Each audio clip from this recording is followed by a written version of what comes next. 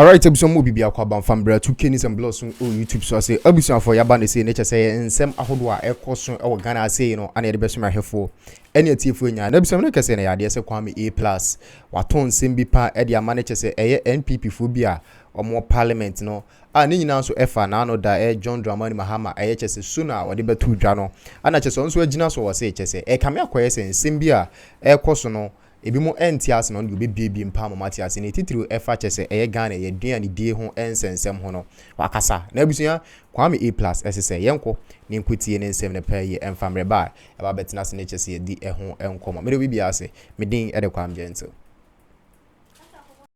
Don't worry. Thank you very much, Mr. Speaker.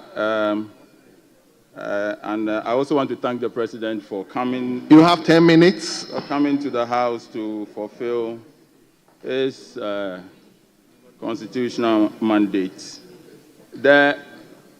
I've heard a lot of my colleagues say that the President came to lament, and I think that even if the President came to lament, he only came to continue the lamentation of the previous government, where we had their own MPs in this chamber organizing a press conference to call on the President to sack their finance minister because of the state of the nation that they were in and what they envisaged. It was not just the members of parliament who were lamenting. The people of Ghana, in their lamentation, gave them the worst result in any election in the history of the Fourth Republic. And so the President could only join in what everybody was saying. During the President's address, there were two takeaways that I would focus on, and that's the 24-hour economy and Nkoko Nkete. Mr. Speaker, I've heard a lot of my colleagues say that how are we going to create jobs through 24 hours and Nkoko Nkete. In fact, it was on the day of the SONA that I even realized that 24 hours and Nkoko Nkete.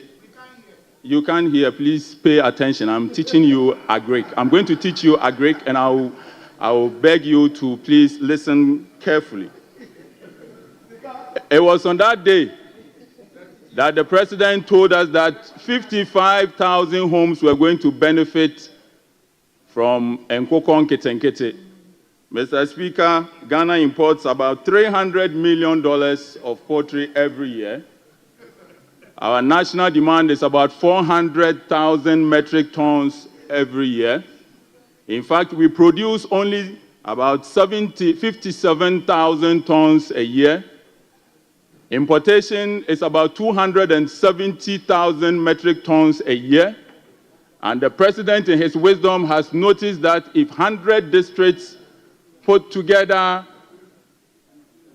500 beds for 5,000 homes, we will be making about 55,000 homes, raising 500 beds, a total of about 27,000 beds per cycle. And when I say cycle, I mean when you are raising broilers, from day old, that's what we call DOCs, to week 7, you complete one cycle.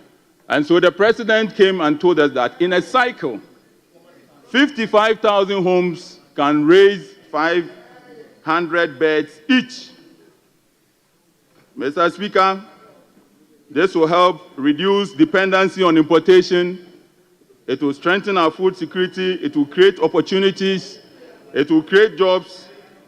And it will help the youth enter into agriculture. Mr. Speaker, how will this work? And how are we going to make money from Nkoko Nkete? How will this work, and how are we going to make money from Nkoko Nkete? It costs about 71 cedis to raise a bed from day 1 to 3 kilos. To raise a bird to 3 kilos, you need to give it about 4.5 kilos of feed.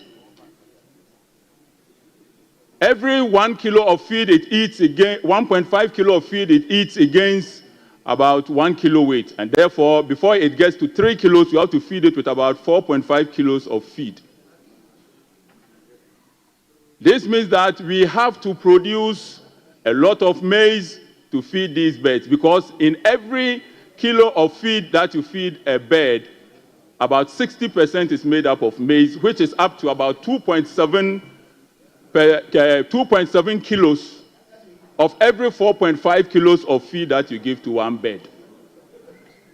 And so our poultry farmers, our maize farmers, this is good news that the president has given to us. According to the president, we are going to grow a lot of maize to feed a lot of birds.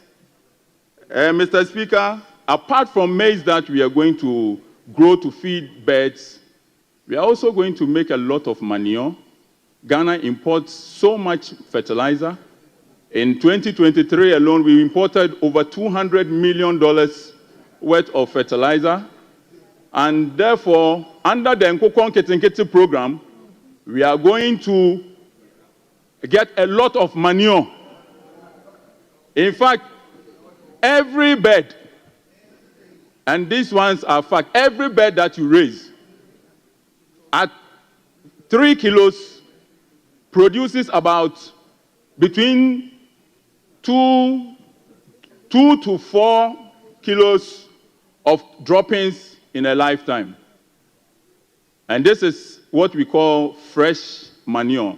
And when I say fresh manure, I'm talking about 70% water and 75% water, 25% dry manure. And so, under this program, in Nkokon Ketenkete, we are going to be able to produce manure here in Ghana, locally.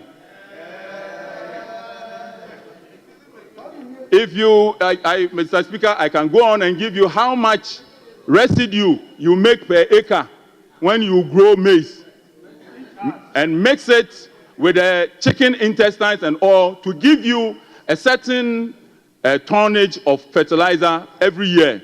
And this is what the president is telling us that we are going to do. Apart from that, the president is looking at putting money directly in the pockets of every household through this program. When you raise a bird, we sell it at what is called carcass weight. Carcass weight is 2.5 kilos per broiler. The weight is 3 kilos, but when you remove the feathers and the intestine and all of that, it will be left with what we call carcass weight. At a carcass weight of about 3 kilos, you can sell it for 90 Ghana cedis. When you subtract the 71 cedis needed to raise the bird, it will be left with about 19 Ghana cedis. Multiply by 500 birds every year. Every household under this program will be making about 9,500 every 7 to 8 weeks. This is putting direct money in the pockets of the people who voted this government to power. Apart from that, to be able to feed, apart from that, if every household employs 2 people to take care of 500 birds per cycle, what it means is that directly we are employing 110,000 people in 100 districts under this program. This does not include the retailers, the wholesalers, and many others. In fact, Mr. Speaker, Honorable Member, just wind up.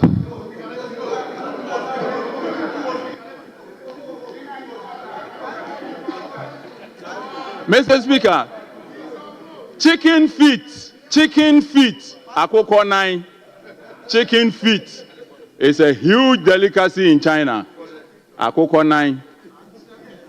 In 2023 alone, China imported over $5 billion worth of chicken feet. And so no part of the chicken goes waste. And this is what was known as the cottage industry. Giving households beds, giving them medication, giving them feed, letting them raise the bed and buy them back